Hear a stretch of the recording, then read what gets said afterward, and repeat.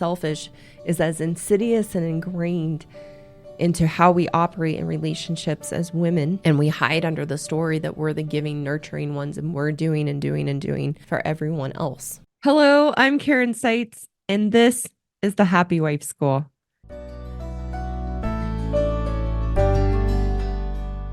This podcast is for married women to realize that we are responsible for our happiness, that no one and no thing can make us happy, and that our husbands are not the source of our unhappiness. In each episode, I red pill married women to know that we are the problem in our marriages to good men.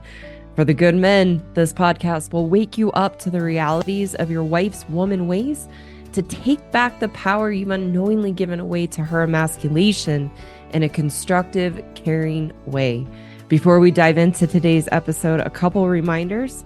My message is meant for common and usual marital issues. My podcast is not intended for abusive, violent, or compulsive behaviors in a marriage that are threatening or dangerous. Also, please take a second to visit my website and learn more about my courses, which offer solutions for married women and good men. You can find the link in the description below.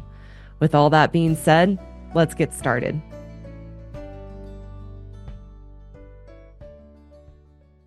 So the reason I want to talk about our selfishness as women today is I've been doing some more work on my own selfishness. So this is very much like living in camp victim as women. Selfishness is a pervasive behavior pattern that we have. And so I've worked on my selfishness over the years as I've started this path and learning to live in camp, take responsibility. And recently it's reared its head and shown me some other sides of my selfishness for me to see and be able to work on for the benefit of myself, for the benefit of Adam and my marriage and my loved ones in my life. And in particular, really seeing the ironclad wall and steel surrounding that iron of a wall that we build in our selfishness as women, that it is a protective mechanism. I'll go ahead and read that. The definition of selfish is it is a protective mechanism that prevents us from being cared for and loved by others, and also caring and loving for others. And selfish is accomplished by having a universe of one. I'm going to unpack this of selfish being a protective mechanism that prevents us from being cared and loved for by others, and also loving and caring for others. So, as I said, this is something I've been seeing. It's been amazing to me to see how terrifying it feels behind that giant wall of being selfish as a woman, how terrifying it is and how vulnerable it feels to allow myself to truly, genuinely feel the love and care that I have for others, particularly my husband, and to also let that love and care in from others, and particularly my husband. And it's been an interesting connection to make between selfish and that ability to feel loved for and cared for. So that's really the angle of the topic today, and something that I hadn't really put together, and you maybe have not put together, whether you're a woman listening or a good man listening, trying to understand the problems and issues in your marriage. But the reason that we are so selfish is because we are terrified as women of being emotionally hurt by others. We are terrified of being hurt by others, which causes us to live in that universe of one that only includes us. So what that means, and understanding selfish as a protection mode, is it is a protection to not let anyone into our heart, to care about another person, because it protects us, and that should be in air quotes, protects us from getting hurt. We are terrified that if we care about and love another, that we will be taken advantage of and that we will get hurt. This stems from our behavior as women, our differences of women and good men. This stems from our behavior as women of being pain avoiders. We are terrified to open our hearts and feel through our hurts and heartbreak in life. And so we compress and stuff and avoid and collect all of our hurt and heartbreak, which causes us to not let anyone into our hearts, because we are terrified that if we do, we will get hurt again and we will be heartbroken. So selfish really comes from our pattern as women of being pain avoiders, whereas good men, as I often talk about, are problem solvers. So it doesn't mean they don't get hurt or go through heartbreak in life. But in general, they are able to move through that and see the practical side of life, that it's a part of life. And it doesn't do any good to hold on to that hurt and walk through life with that hurt. So good men are more easily able to problem solve through that and let that hurt go. And good men, their nature is caring, loving, thoughtful, generous. They thrive on loving and showing their care to others, which is why it's so confusing for good men how much we pull away love in the marriage and push any love and care from our husbands from coming in. What's fascinating in this is that in our selfishness as women and wives is we perceive our husbands as being uncaring, emotionally unavailable, self-centered, distant, aloof, inconsiderate of our needs and desires and wants. We cannot see the ways that our husband shows his care. We can't see the ways he tries to make us happy, because living behind that wall that selfish creates that we use to protect ourselves, we can't let in any care or love. And behind that wall, we perceive our husbands being devoid of all the things we say that we want and need, that we are actually protecting ourselves against.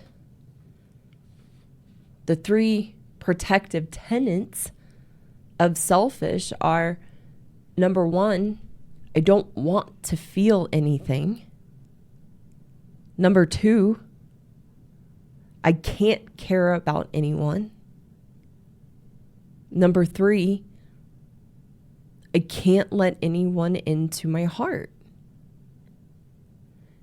We're afraid to love and push love away, because if we actually let that in and we actually let someone into our hearts, we would have to feel. We would have to care. And we would have to open our hearts and let others in and risk being vulnerable, risk getting hurt, risk getting heartbroken.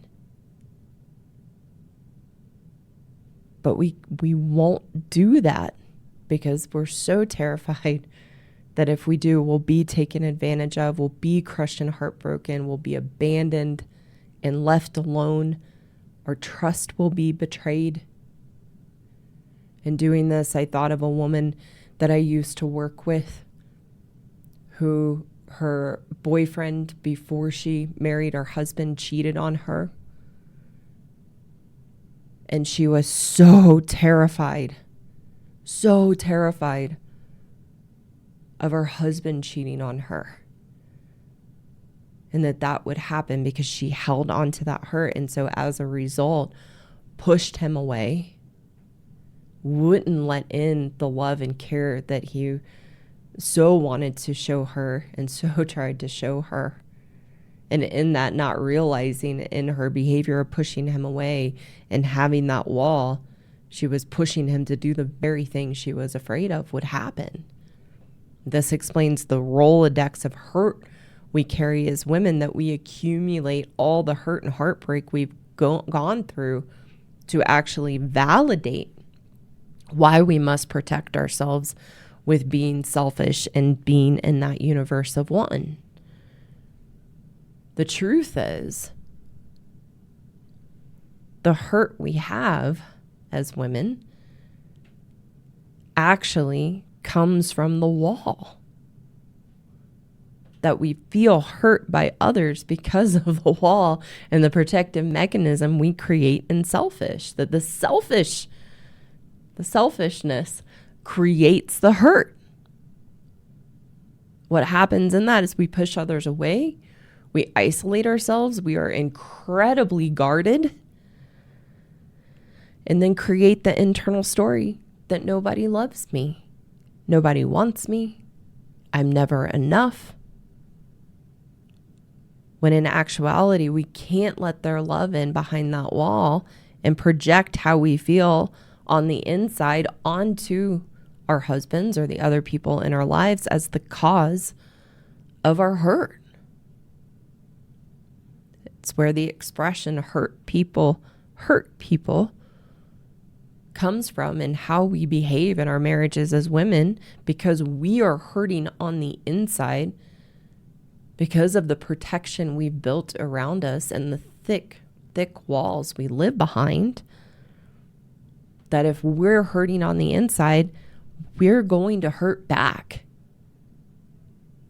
because we feel entitled and justified to hurt back. And in that, we can't feel and understand and see that we are hurting ourselves. So in this perspective and angle of understanding selfishness, I'm hoping this will help good men understand why your wife has pushed away love in the marriage and sucked all the love out of the marriage, and why there is such a lack of affection and love and care, that it's stemming from the selfishness and her inability to let your care and love in, or let that care and love out to you. That the selfishness is what's pushing you away, and in that, she can't see her actions and behaviors as the contribution to the problems in the marriage. Because in that selfishness, we live in a delusion. It's not us, it's you. Because we're projecting that out. And what I'm hoping for women to hear, remembering this is the red pill for women to see the truth of how we operate and the truth of our behaviors in marriage and relationships with good men, not to make us wrong and bad, but to wake up so that we have the ability to make different choices and actually change. Because until seeing the truth and being aware of how we're showing up and the dynamics we're bringing into a marriage or relationship with a good man, we can't change. So I want women to understand and see that it is our selfishness that is why we perceive our husbands as being unloving, uncaring, distant, self-centered, and for many women, seeing your husband as a narcissist. That's what we project out. When in actuality, it is ourselves hiding behind that protective wall of being selfish. So where I would like to go next are 10 selfish behaviors that married women have.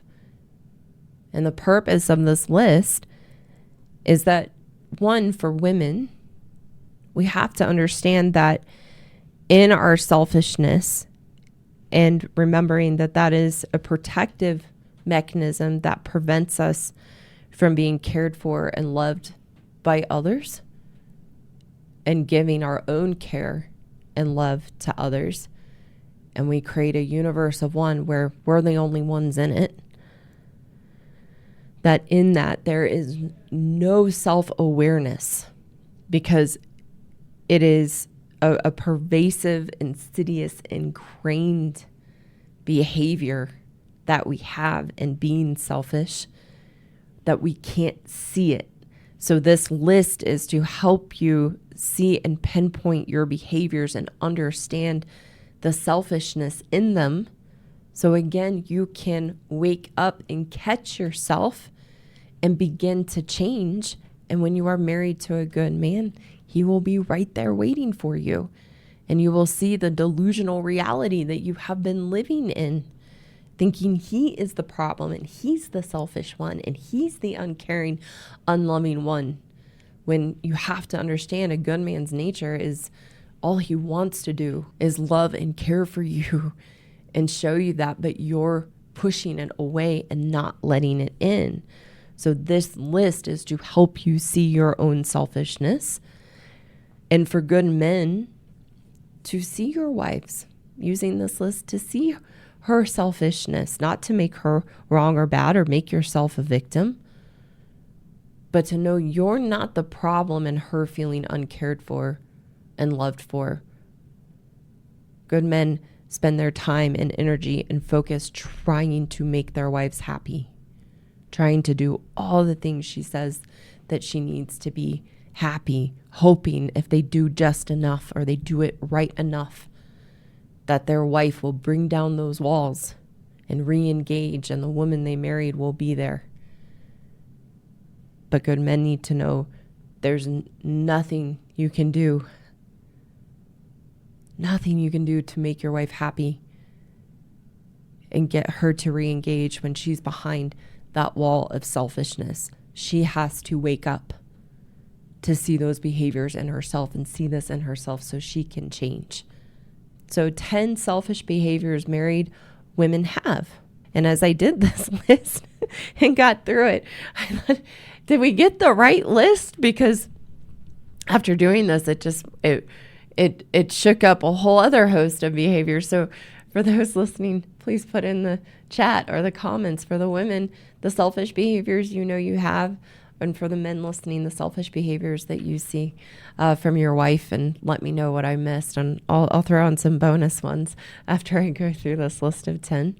But again, 10 selfish behaviors married women have. Number 1, being controlling, meaning micromanaging and being so rigid to need everything our way. So we can do this by going behind our husbands if they're cleaning or tidying up in the house and refolding the towels or repositioning the couch cushions, micromanaging what our husbands wear or how they do their hair or how they do a task, or I often like to use the example of like how they, chop an onion in the kitchen or chop vegetables for the dinner being made, from, what you eat to what's in the house, what you're allowed to watch or not watch. But we are very, very controlling and micromanaging. Number 2, being emotional. Meaning feeling entitled to our highs and lows, our moodiness, our bitchiness, and how selfish that is and doesn't take into consideration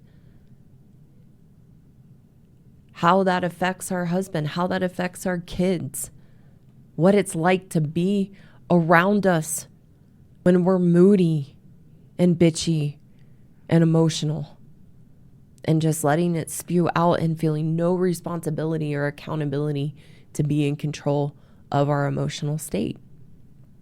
Number 3, withholding sex, that we feel entitled to not have sex and deny the very needs of our husband, and how selfish that is. Number 4, and selfish behaviors married women have. Number 4, not taking care of ourselves. It is shocking to me. And I work with high-level women. I work with high-level, successful women. And it has been astonishing to me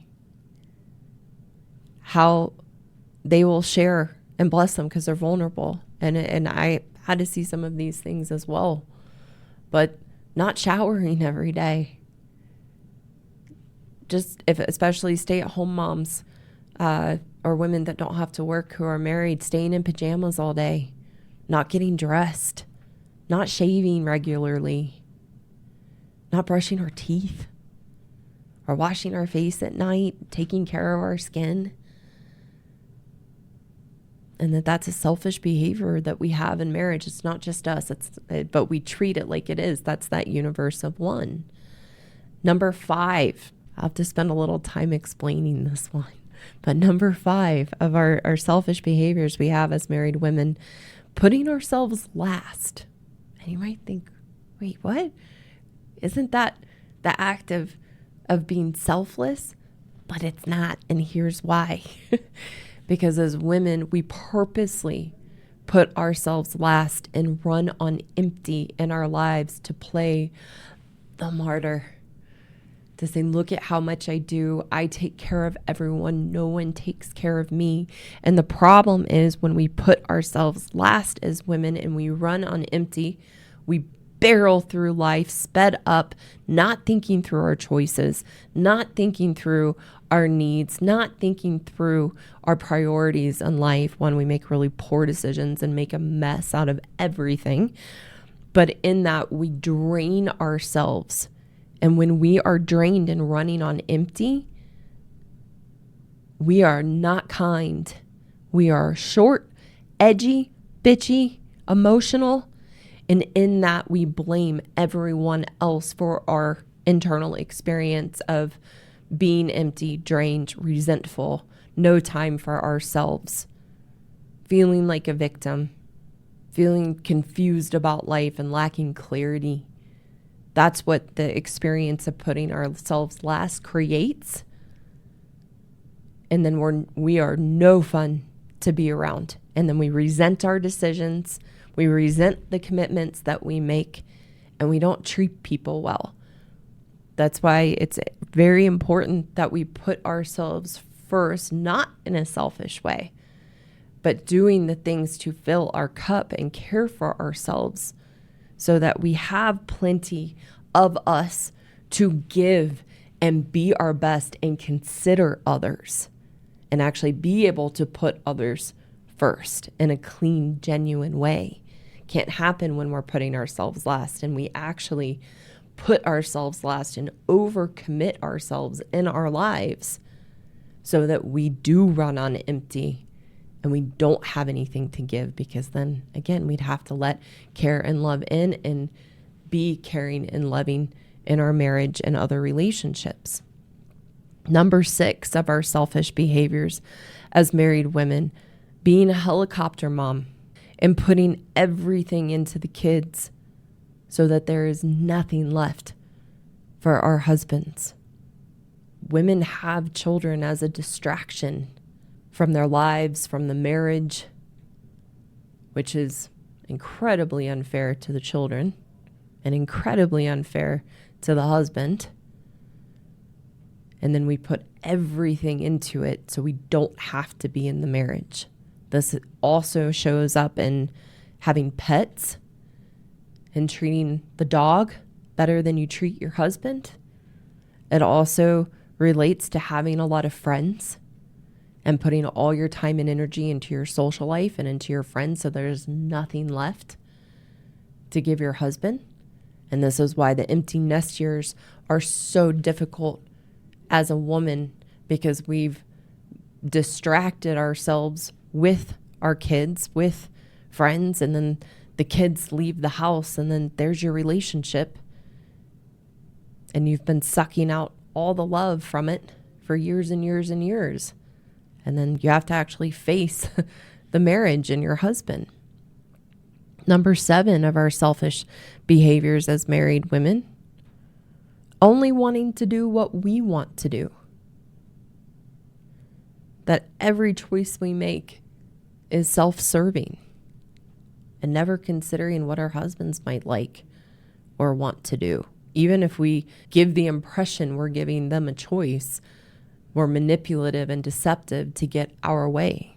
Number 8, moving to be closer to our family. That our needs are more important than everyone else's.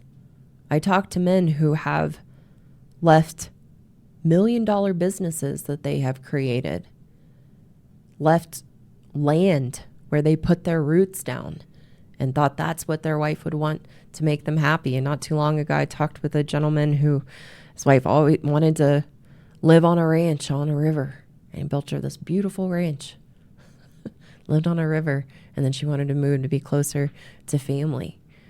So in that, our needs are more important than everyone else's. Number 9, having no financial responsibility and feeling entitled to be taken care of financially by our husbands, regardless of our behaviors and how we show up in the marriage. And number 10 of our selfish behaviors as married women, not valuing the opinion of our husband and letting our husband lead. That we wear the pants and what we say goes. That's incredibly selfish, because we can't realize as women that how a man shows his care and love is through leading and being in his natural ability to lead. And we pull that away from them and weaken them to the point where they can't lead. So those are the 10 selfish behaviors married women have. And like I said in the beginning, I thought of a lot more after I came up with that list of 10. So I hope I came up with the right ones. But some that I thought of were never taking accountability for our actions and behaviors, and always blaming and making our husbands the problem. Very selfish. Not acknowledging and seeing the ways that our husbands care for us and all that they do. A man shared with me in my men's course that he had cleaned, his wife was getting the baby down, and he had made dinner that night after a 10-hour workday, made dinner, cleaned up the kitchen, cleaned up the messes that she hadn't cleaned up during the day, and got everything tidied and put away. And then he wanted to decompress, so he was looking through his phone at some comics that he enjoys.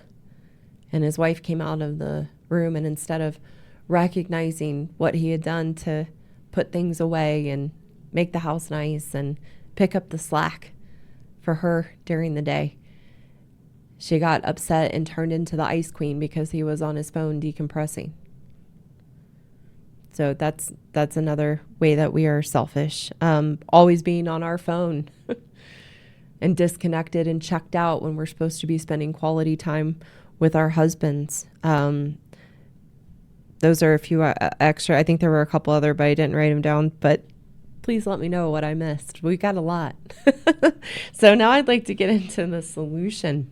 The solution for women is that you have to decide that you don't want to be this type of woman. That's the decision I had to make. Because we distract ourselves and play the martyr and pretend to be caring and giving and all that we do, and society enables us in that, therapy enables in that, us in that women are the ones doing everything, and they're expected to work and keep up the home and then keep up their appearance, and look at all the burdens and pressure that are put on women. We create the story that we are not selfish. It's like I said, society feeds it and enables it. But we have to look, what are our motives and intentions underneath those behaviors and how selfish they are, and wake up to our selfishness. So you have to decide, I don't want to be this. And that's what I had to see. And why I was saying we create the story is I had a big story and a big facade that I was really nice and sweet and always doing everything for everyone else and always doing what other people wanted to do. But in that, I was really, really selfish, and I couldn't let in care and love. And so I had to break down that wall and see that. And my marriage was the perfect mirror into my selfishness. So you have to have the courage and vulnerability to see these behaviors in you so that you can identify them and catch yourself so that you can make different choices and change. That's how we change. And that was groundbreaking concept to me that to actually change a behavior, I'll use selfish because we're talking about selfish today. To actually change a behavior, we have to see that we are it. I had to see selfish is who I am. Not I do that. Not because of the way I was raised, but no protection, no excuses, no pointing the finger out. I am selfish. You have to take responsibility that the behavior is you so you can change it.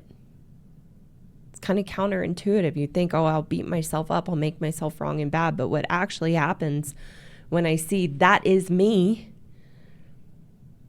is that I can actually accept myself. That's why I share about my stumbles and who I've been and the behaviors and the behaviors. The behaviors I've had to take responsibility for in myself and see in myself. That's why I share my own journey. Because I accept myself in it. I don't make myself wrong and bad. It's why I can laugh most of the time.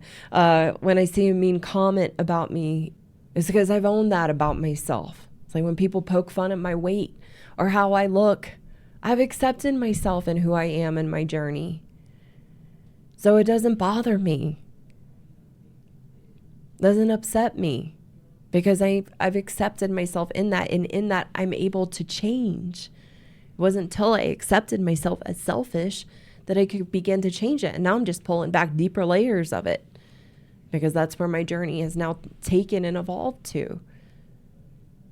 So when we deny and push who we are and our behaviors away or point the finger out and blame others for those behaviors, we can't change them. It's only when I accept, oh, that is me, that then I open up my self-awareness to be able to see those behaviors as me without blame and then actually change. That's how it works.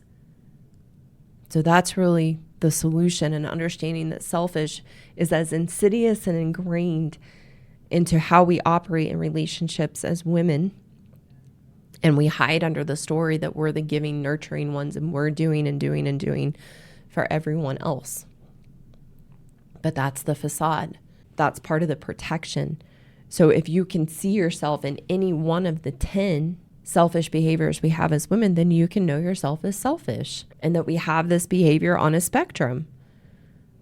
On one end of the spectrum, we believe we're self-righteous and the martyr, and that we're always putting everyone else before our own needs. And on the other end, we know we're really selfish, but it kind of don't care. And this is just who I am, and feel entitled. So once you can see that yourself on that spectrum as selfish, that's how you can begin to catch yourself in those behaviors and let your wall down to care, genuinely care, and genuinely love others without expecting or needing anything back in return. And then you'll be able to see the love and care that your husband has for you and all the ways he does love and care for you. The solution for men this is another angle today of the different ways I like to talk about to see that you're not the problem, and not in a way of making yourself a victim to your wife, but retiring from all the ways you try to make her happy and try to do enough and be enough so that you're no longer the problem in her eyes. That's where you get trapped, and that's what weakens you. And a good man's responsibility in that is to see those weaknesses in yourself so that you can take your power back and no longer give that to your wife of believing in the gaslighting and in her blaming of you that you are the problem, because that's where you become very weak as a good man. So you have to see the reality and see how your wife is operating that makes it impossible for you to be enough in her eyes. So again, you take that energy and put it into yourself to be strong and confident in the best that you can be. And whether your wife comes along with you in that or not is her choice. Thank you so much for taking the time to listen today. If you haven't, go check me out on YouTube, Rumble, and X. You can find the links in the description below to connect with me there. For those women listening who know you are the problem and want a path forward to take responsibility and change your own inner turmoil and unhappiness, I have a course for women called the Happiness Program, which is the solution to the unhealthy relationship you have with yourself and the issues and challenges you have in your life and your marriage. You can find the link in the description below to apply for a free consultation with me. And for the good men listening who want a solution to take back the power you've unknowingly given away to your wife, I have a course for you too called the Marriage Rescue Course for Good Men Only that teaches you how to rebuild your strength and confidence as a good man so that you can navigate the relationship with your wife in a healthy, constructive way. Again, you can find the link in the description below to apply for a free consultation with me. Thank you again so much for listening, and I look forward to talking with you soon.